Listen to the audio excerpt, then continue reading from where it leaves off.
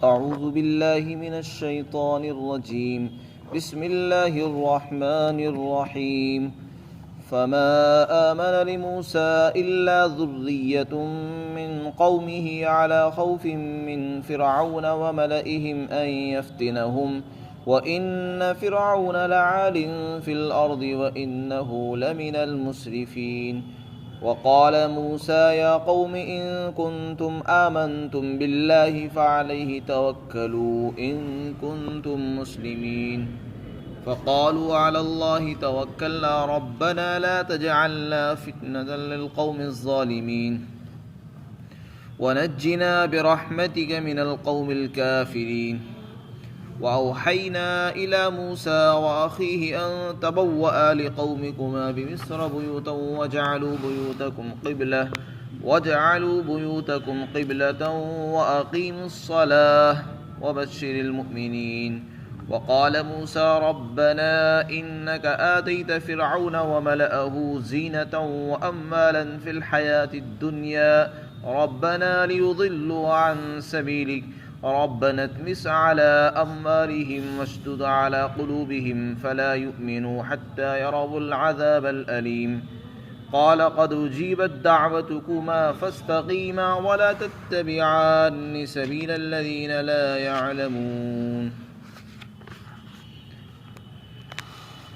پھر یہ ہوا کہ موسیٰ علیہ السلام کی قوم موسیٰ علیہ السلام پر ان کی قوم کے کچھ نوجوان ایمان لائے. فرعون اور اپنے سرداروں سے ڈرتے ہوئے کہ کہیں وہ ان کو فتنے میں آزمائش میں نہ ڈال دے. اور یقیناً فرعون زمین میں بڑا زور آور تھا اور یقیناً فرعون حد سے آگے بڑھنے والے لوگوں میں سے تھا. اور حضرت موسیٰ علیہ السلام نے فرمایا اے میری قوم اگر تم اللہ پر ایمان لے آئے ہو تو اسی پر بھروسہ کرو، توکل کرو اگر تم فرمانبردار ہو. قوم کے لوگوں نے جواب میں کہا کہ ہم نے اللہ پر ہی بھروسہ کیا ہے. اے ہمارے پروردگار آپ ہم کو ظالم لوگوں کے لیے آزمائش کا ذریعہ نہ بنائیے اور ہم کو اپنی رحمت سے کافر قوم سے نجات عطا فرمائیے. اور ہم نے حضرت موسیٰ اور ان کے بھائی ہارون کے پاس وحی بھیجی کہ تم دونوں اپنی قوم کے واسطے مصر ہی میں گھر بناؤ اور بساؤ اور اپنے گھروں کو قبلہ رخ بناؤ اور نماز قائم کرو اور ایمان والوں کو خوشخبری سنا دو. اور موسیٰ علیہ السلام نے فرمایا اے ہمارے پروردگار یقیناً آپ نے فرعون کو اور اس کے سرداروں کو زیب و زینت اور مال عطا فرمائے ہیں دنیا کی زندگی میں. اے ہمارے پروردگار یہ مال اور یہ زینتیں یہ اس بات کا ذریعہ بن گئی ہیں کہ یہ لوگوں کو کہ یہ گمراہ کر سکیں آگ کے راستے سے لوگوں کو. اے ہمارے پروردگار تو ان کے مالوں کو مٹا دے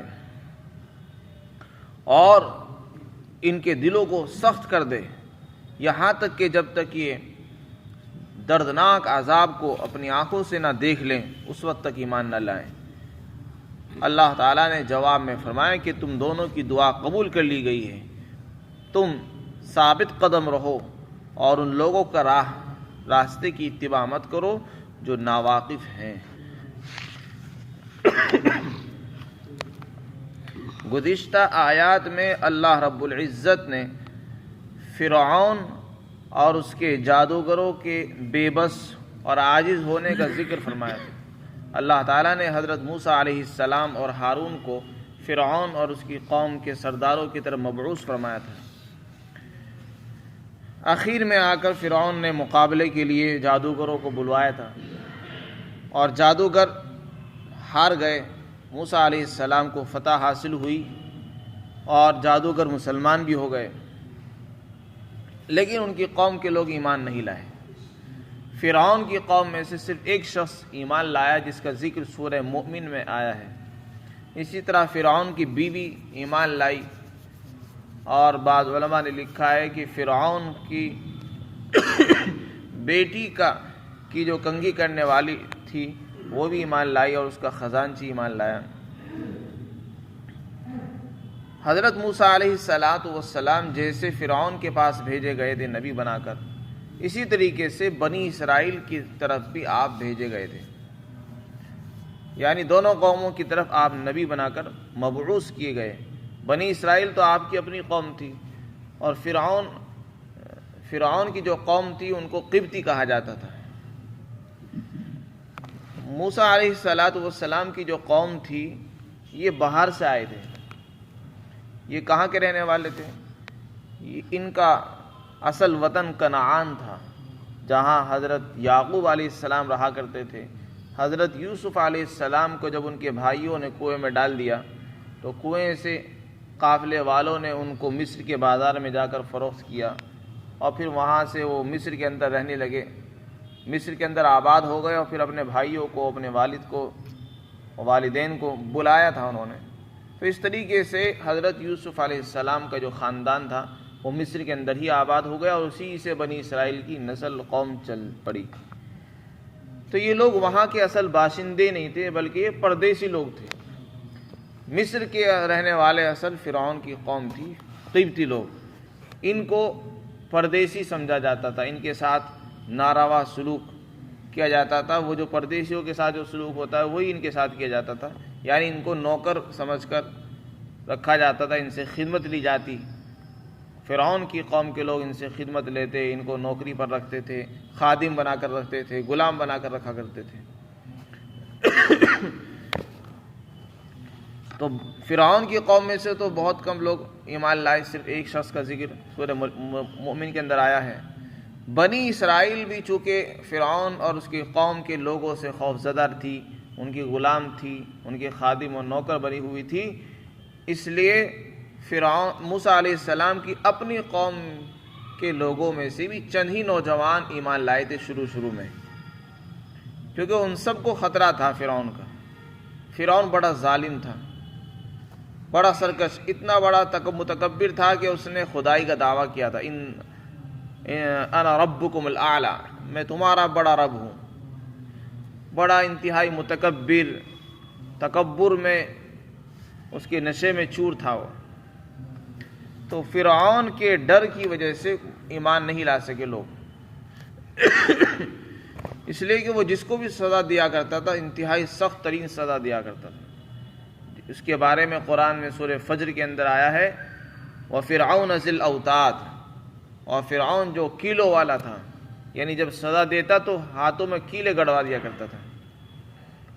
تو ایسا سخت جابر اور ظالم آدمی تھا۔ تو جو لوگ ایمان لائے وہ بھی ڈرتے ڈرتے ایمان لائے کہ کہیں فرعون کو اور اس کی قوم کو پتہ نہ چل جائے اور وہ ہمیں کسی آزمائش میں، فتنے میں نہ ڈال دے۔ تو موسیٰ علیہ السلام نے اپنے ان مسلمان لوگوں سے فرمایا کہ میری قوم کے لوگوں، جب تم ایمان لے آئے ہو لہذا اب ڈرو مت، اللہ پر توکل کرو، اللہ پر بھروسہ رکھو، اللہ تعالیٰ مددگار ہے، اسی پر توکل تم کو کرنا چاہیے اگر تم فرمانبردار ہو۔ توکل کا مطلب ہوتا ہے ظاہری اسباب پر نظر نہیں ہونی چاہیے، بلکہ اسباب کو پیدا کرنے والے خالق الاسباب پر ہماری نظر ہو، اسی پر بھروسہ ہونا چاہیے۔ یہ جو کچھ دنیا میں نظر آ رہا ہے، مال، اسباب، طاقت، یہ اسباب ہیں۔ فرعون کے پاس حکومت ہے، وہ ایک سبب ہے، مال ہے وہ بھی ایک سبب اور ذریعہ ہے، طاقت ہے وہ بھی ایک سبب ہے، اس کے پاس فوج ہے، قوم لگی ہوئی ہے، قوت ہے، یہ سب اسباب ہیں۔ ان سے خوف نہیں کھانا چاہیے، یہ سب اسباب ہے، ان پر بھروسہ نہیں کرنا چاہیے۔ انسان کو اسباب اختیار کرنے کا حکم ضرور ہے، لیکن اس پر بھروسہ کرنے کا حکم تو ہماری نظر اسباب پر نہیں ہونی چاہیے، اسباب سے انسان کو ڈرنا بھی نہیں چاہیے اور خوف نہیں کھانا چاہیے، بلکہ جس ذات نے ان اسباب کو پیدا فرمایا ہے، جس ذات نے ان کو حکومت دی ہے، جس ذات نے وہ مال دیا ہے، جس ذات نے ان کو وہ طاقت اور قوت اور پاور عطا فرمائی ہے، اس پر بھروسہ ہونا چاہیے۔ جو ذات انہیں طاقت اور پاور دے سکتی ہے وہ اسے چھین بھی سکتی ہے، اور ان سے چھین کر ہمیں بھی دے سکتی ہے۔ اصل توکل اور بھروسہ اس ذات پر ہونا چاہیے۔ تو اللہ تعالیٰ نے حضرت موسیٰ علیہ السلام کے ذریعے ان سے کہلوایا۔ حضرت موسیٰ علیہ السلام نے ان کو یہ تعلیم دی کہ دیکھو تم اسباب سے مت گھبراؤ، اسباب سے مت ڈرو کہ ان کے پاس سامان بہت ہے، ہمارے پاس کچھ نہیں ہے، ہم خالی ہاتھ ہیں اور وہ بہت بڑے ہیں۔ یہ سب اسباب ہیں۔ خالق الاسباب پر نظر رہے، توکل کی تعلیم دی۔ چنانچہ انہوں نے بھی یہ فرمایا، جتنے بھی مسلمان تھے سب کہنے لگے کہ ہم نے اللہ پر توکل کیا ہے، اسی پر بھروسہ ہم کرتے ہیں۔ پھر انہوں نے دعائیں کی اور دو دعا کی، اے پروردگار ہمیں ظالم لوگوں کے لیے فتنہ مت بنا۔ فتنے کے معنی آزمائش، ہمیں آزمائش کا ذریعہ مت بنا کہ یہ لوگ ہمیں کسی فتنے میں مصیبت میں ڈال دیں اور ہمیں تختہ مشق بنائیں اور ہمارے اوپر ظلم ڈھائیں، تو لہذا تو ہمیں ان کے ہاتھوں تلے تختہ مشق نہ بنانا کہ کہیں یہ ہمارا غلط استعمال کرے۔ اور دوسری دعا یہ فرمائی، اے پروردگار ہمیں کافر لوگوں سے نجات اور چھٹکارا عطا فرمائے اپنے رحمت و کرم سے۔ چنانچہ اللہ نے ان کی دعا قبول فرمائی اور ان سے چھٹکارا عطا فرمایا۔ پھر مسلمان بڑھتے چلے گئے، لیکن جب تک فرعون وہاں رہا مسلمانوں کو اتنی ہمت نہیں تھی کہ وہ کھل کر ایمان کا اظہار کر سکتے تھے، کیونکہ پکڑ دھکڑ زیادہ ہوتی تھی اور فرعون کا راج تھا، ظالم بہت تھا، اس لیے نماز بھی کھل کر نہیں پڑھ سکتے تھے، اللہ کی عبادت نہیں کر سکتے تھے، چھپ چھپ کر رہا کرتے تھے۔ تو جب تک فرعون کا غلبہ رہا، اللہ تعالیٰ نے حضرت موسیٰ علیہ السلام اور ہارون کو حکم دیا کہ تم بنی اسرائیل سے کہو کہ تم اپنے گھروں ہی میں رہو، اپنے گھروں کو آباد کرو، مکان مصر کے اندر ہی بناؤ اور انہی مکانوں کے اندر نمازیں ادا کرو۔ جبکہ بنی اسرائیل کو حکم یہ تھا کہ وہ نماز مسجد میں پڑھیں، ان کے لیے گھر میں نماز پڑھنے کی اجازت نہیں تھی، لیکن چونکہ حالات اتنے سخت تھے کہ باہر نماز نہیں پڑھ سکتے، باہر مسجد میں نہیں جا سکتے ہیں، اور اگر پتہ چل گیا تو پھر پکڑ دھکڑ ہوگی اور گرفتاری ہوتی ہے، تو ان سب سے بچنے کے لیے اللہ تعالیٰ نے حکم یہ دیا کہ تم گھروں میں ہی نماز پڑھو۔ اس سے نماز کی اہمیت کا پتہ چلتا ہے کہ آدمی مظلومیت کے کسی بھی دور سے گزرے لیکن اللہ کا حکم کسی بھی حال میں نہیں چھوٹنا چاہیے۔ انسان کے بس میں جتنی طاقت ہو اس کا استعمال کرتے ہوئے اللہ کے حکموں کو بجا لانا چاہیے۔ ایسے حالات انسان میں جب بھی آ جائیں، جہاں بھی آئے، تو آدمی کو اللہ کے حکموں کو پورا کرتے رہنا چاہیے۔ اگر انسان گھر میں بھی ہے اور کر سکتا ہے، پڑھ سکتا ہے، تو پڑھ لے، گھر سمجھ کر نہ چھوڑے۔ حضرت موسیٰ علیہ السلام کو اللہ تعالیٰ نے یہی حکم عطا فرمایا کہ آپ اپنی قوم سے یہ کہو کہ اپنے گھروں کو قبلہ بناؤ، نماز اسی میں ادا کرو اور اللہ کا حکم پورا کرتے رہو۔ اسی کو اللہ تعالیٰ یہاں پر فرماتے ہیں، اے موسیٰ علیہ السلام نے فرمایا، اے میری قوم اگر تم ایمان لے آئے ہو اللہ پر تو اسی پر بھروسہ کرو اگر تم فرمانبردار ہو۔ تو انہوں نے جواب دیا کہ ہم نے اللہ پر ہی بھروسہ کیا ہے۔ اے ہمارے پروردگار، آپ ہمیں ظالم لوگوں کے لیے آزمائش کا ذریعہ مت بنائیے اور ہمیں اپنی رحمت سے کافر قوموں سے نجات اور چھٹکارا عطا فرمائیے۔ اس کے بعد اللہ تعالیٰ نے حکم دیا، اور ہم نے موسیٰ علیہ السلام کے اور ان کے بھائی کے پاس وحی بھیجی کہ تم اپنی قوم کے لیے مصر کے اندر گھر بناؤ اور ان گھروں کو قبلہ بناؤ اور نماز قائم کرو اور مسلمانوں کو خوشخبری سناؤ۔ یعنی آج تم مظلوم ہو، کمزور ہو، بے بس ہو، عاجز ہو، لیکن ان حالات سے، ان اسباب سے گھبرانا نہیں چاہیے، ہمت نہیں توڑنی چاہیے۔ یہ تو حالات ہیں، جب تک اللہ کی مرضی ہے اسی طرح رہے گا۔ اور اللہ تعالیٰ نے خوشخبری سنا دی کہ دیکھو اچھے حالات بھی آنے والے ہیں۔ آج حالات تنگ ہیں، کل کو خوشحالی ہوگی، کل کو وسعت بھی ہوگی، اور علل اعلان عبادت کا کے جو ہے حالات ہم کو ملیں گے۔ پھر آگے موسیٰ علیہ السلام دعوت دیتے رہے، ایک عرصہ ہو چکا، فرعون کی قوم کے لوگ ماننے کے لیے تیار نہیں ہوئے اور ایمان نہیں لا سکے۔ حضرت موسیٰ علیہ السلام ان سے نا امید ہو گئے، مایوس ہو گئے۔ پھر آخر میں آ کر جو ہے آپ نے ان کے لیے بد دعا فرمائی۔ وہ بد دعا کیوں فرمائی اس کا سبب بھی شروع میں بیان فرمایا ہے۔ حضرت موسیٰ علیہ السلام نے جب دیکھا کہ فرعون اور اس کی قوم کے لوگوں کے پاس سب کچھ ہے، مال بھی بہت ہے، پیسے بھی بہت ہیں، اور زیب و زینت کی چیزیں، بناؤ سنگار کی جتنی چیزیں ہو سکتی ہیں انسان کے پاس، وہ سب کچھ ان کے پاس تھی۔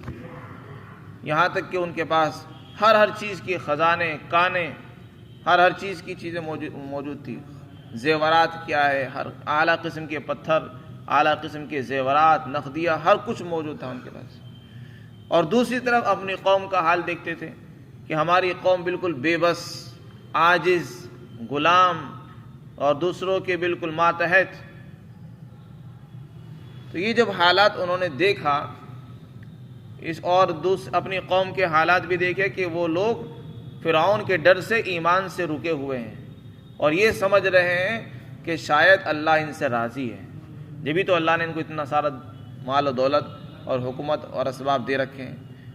شیطان بھی ایسے موقع پر انسان کے دل میں اس طرح کے خیالات ڈالتا ہے اور یہ سمجھاتا ہے کہ دیکھو کافر لوگ کتنے اچھی زندگی گزار رہے ہیں، ان کے پاس پیسہ بھی ہے، نوکریاں ہیں، ان کے پاس حکومت بھی ہے، ان کے پاس بینک بھی ہے، فلاں بھی ہے، یہ بھی ہے، اور وہ کتنی سکون کی زندگی گزار رہے ہیں. اور تم ایمان والے ہو کر اتنے مظلوم، اتنے بے بس اور اتنے عاجز ہو کر زندگی گزار رہے ہو. اس کا مطلب یہ کہ تمہارا ایمان اللہ کے پسند نہیں ہے. تو اس طرح کے خیالات انسان کے دلوں میں آتے ہی ہیں اور وہ خیالات اس کو ایمان لانے سے روکتے ہیں اور اپنے ایمان پر جو یقین ہونا چاہیے وہ یقین سے اس کو اکھاڑتے رہتے ہیں. تو جب حضرت موسیٰ علیہ السلام نے دیکھا کہ ان کی مال و دولت یہ دوسروں کی ہدایت کے لیے رکاوٹ بنی ہوئی ہے تو آپ نے ان کے لیے دعا فرمائی اور یہ فرمایا اے پروردگار آپ نے ان کو مال بھی دیا ہے، آپ نے ان کو زینت کی چیزیں عطا فرمائی ہے، دنیا کے اندر خوب مال عطا فرمایا ہے، لیکن یہ مال یہ لوگوں کی گمراہی کا، تیرے راستے سے رکاوٹ کا ذریعہ بنا ہے. اس لیے کہ جو بھی دیکھتا ہے وہ یہ سمجھتا ہے کہ شاید اللہ ان سے خوش ہے، حالانکہ ایسا نہیں ہے. مال کا ملنا یہ اللہ کے یہاں خوش ہونے کی یا اللہ کے پسندیدہ ہونے کی دلیل نہیں ہے. مال تو اللہ تعالیٰ کافروں کو خوب دیتا ہے، نافرمانوں کو بھی دیتا ہے، یہ تو آزمائش کے لیے ہوتا ہے.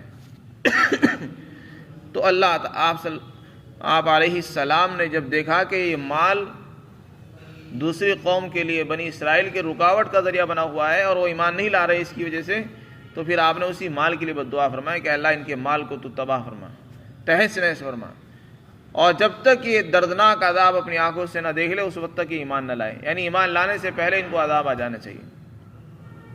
چنانچہ پھر اللہ تعالیٰ نے ان کی دعا قبول فرمائی اور ان کو خوشخبری سنائی کہ دیکھو ہم نے آپ کی دعا قبول فرمائی. حضرت موسیٰ علیہ السلام نے دعا کی، حضرت ہارون نے آمین فرمائی اور اللہ نے دونوں کی دعا قبول فرمائی اور اللہ نے کہا کہ ہم نے تمہاری دعا قبول کر لی ہے، بس اب تم ثابت قدم رہو، جمے رہو، ایمان پر اعمال کرتے رہو، دعوت کا کام کرتے رہو اور لوگوں کو تبلیغ اور اصلاح کرتے رہو.